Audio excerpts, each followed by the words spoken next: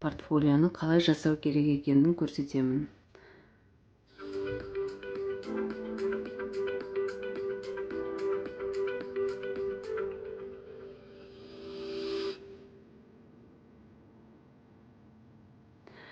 Ол үшін біз соткамызға мінекей мынандай Render Forest деген приложениені скачать етуіміз керек.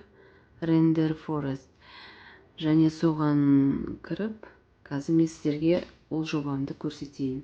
Осыған кірген кезінде бірінші біз жаңағы Google аккаунтымыз арқылы кіреміз. Содан кейін мына жерде мінекей анимация, редактирование деген бар.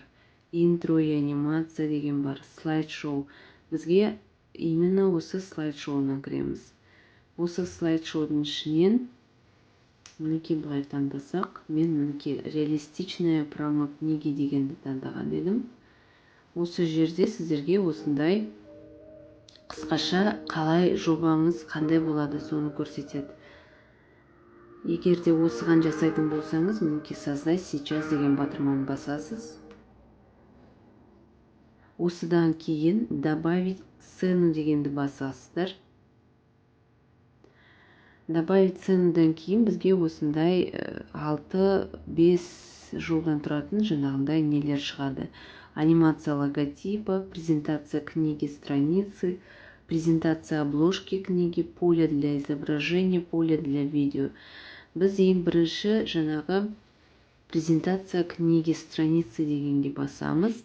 Соның ішінен біз мынау өзіміздің жаңағы таңдап алған немізді анимациямызды қосамыз. Добавить дегенді басамыз. Мінекей ол бізде қосылды.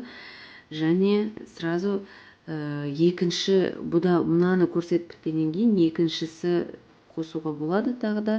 Презентация книги страницаға кіріп, мысалы дейік, мынаны таңдайық.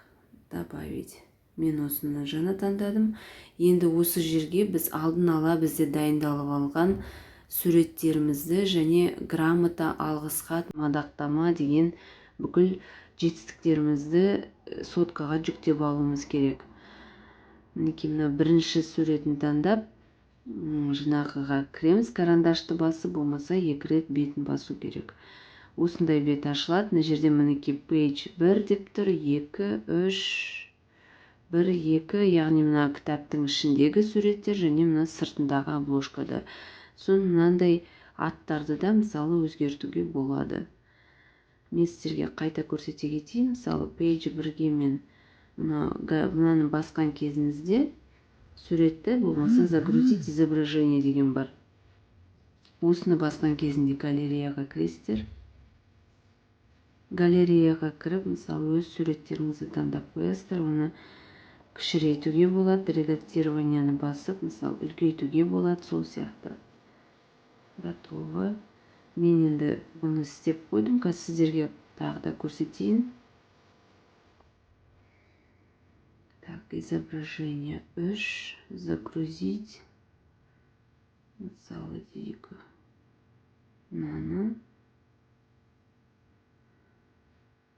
Так, и 4-ші изображениеға. 4 суретті. Енді мына жерге мысалы бірінші текст жазайық, арнайы жоба. Готово. Екінші текстқа біз жазайық, мысалы жаңашы ұстаз.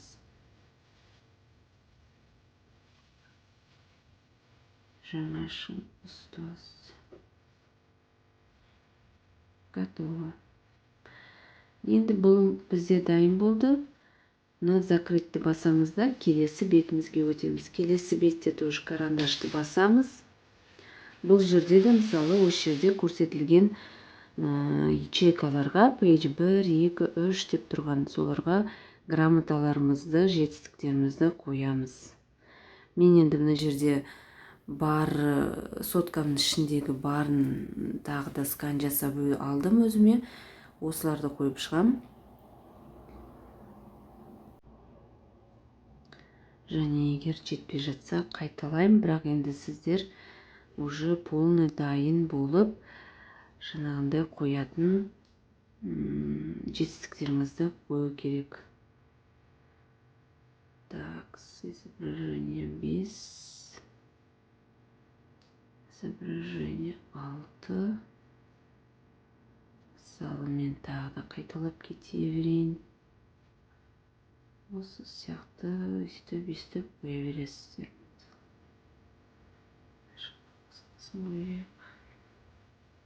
Мен барлығын так сонаны қояп.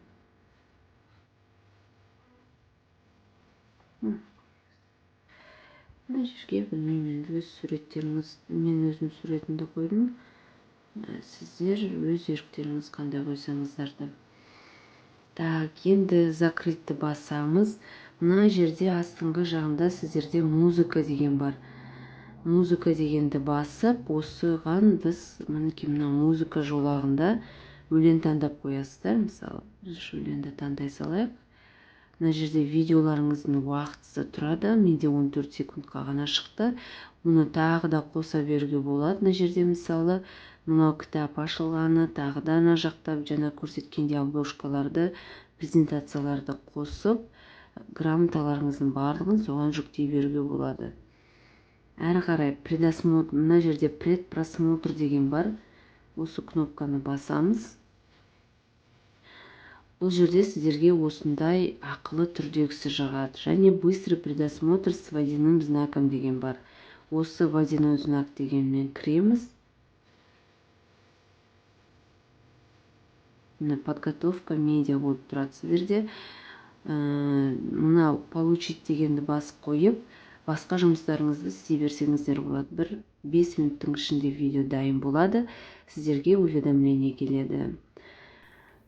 Жақсы, осындай портфолиоларды тағы да басқа жобаларды, жұмыстарды жасауға осы программада үйреніп алсаңыздар өте жақсы. Сау болыңыздар.